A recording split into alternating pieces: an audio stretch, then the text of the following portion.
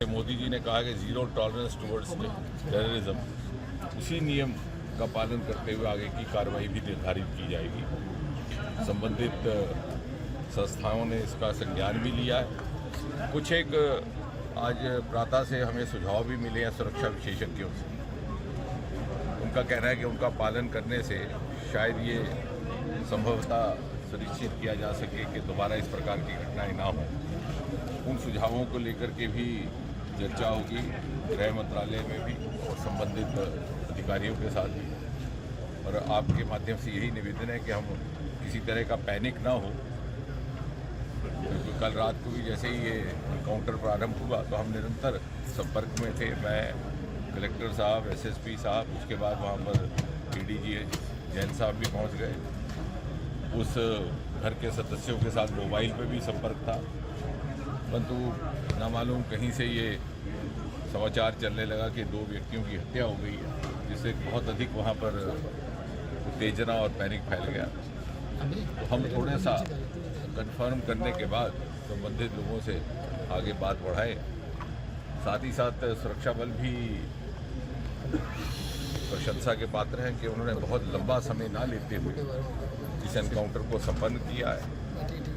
दोनों आतंकी लिक्विडेट कर दिए गए और इसी प्रकार से छत्रकला में भी चल रहा है एक एनकाउंटर। उसको लेकर के कुछ सुरक्षा संबंधित सुझाव आए हैं जो हमने संबंधित अधिकारियों तक पहुंचाए हैं। पुलिस और अर्धसेना बल वहां पर मौजूद है।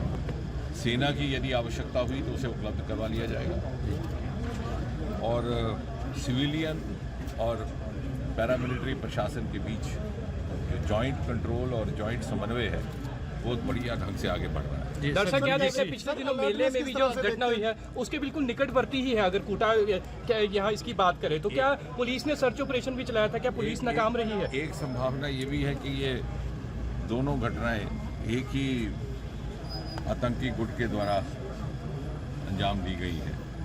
अभी मेरा वहाँ भी जाना होगा उस परिवार में भी, लेकिन उसको लेकर के आप ये आश्वस्त रहिए और आपके माध्यम से भी बाकी हमारे यहाँ जितने भी नागरिक के निवासी हैं कि ये जो थोड़ा सा शिफ्ट हुआ था टेररिज्म का फोकस कश्मीर घाटी से इस संभाग की ओर से, ये भी इस बात का संकेत है कि वो अधिक वो दबाव में है। जी सर, बीडीसी को फिर से रिवाइवल के लिए इस प्रकार से उनको घाटी पर दबाव पड़ा जी और उन्हें मजबूर होकर के अपना फोकस शिफ्ट करना पड़ा, लेकिन वो यहाँ सफल नहीं हो पाएंगे। उसका एक बहुत बड़ा कारण ये भी है कि ये सारे का सारा खित्ता, ये हीरानगर का इलाका और ये दूसरा इलाका, ये रिवायती तौर से राष्ट्रवाद और देशभक्ति से ओतप्रोत लोगों से भरा पड़ा है और इससे हमें आम जनता का सहयोग भी पूरी तरह से उपलब्ध है। जिस प्रकार से कल भी वहाँ के स्थानीय लोगों ने जिस प्रकार से सहयोग किया है वो भी एक उदाहरणीय है और इसलिए मुझे विश्वास है कि यदि आतंकी हताश होकर के घाटी से यहाँ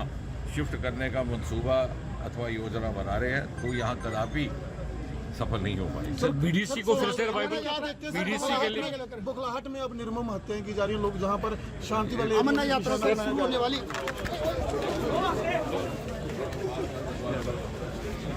सर बीडीसी का रिवाइवल क्या फिर से? उसके ऊपर तो पहले से विचार चल रहा है। सर, फारूक साहब कह रहे हैं कि यात्रा को भंग करने की तो नहीं कोशिश की जा रही, क्योंकि हमेशा अमरनाथ यात्रा को भंग करने के लिए इस तरह की हरकतें की जाती है।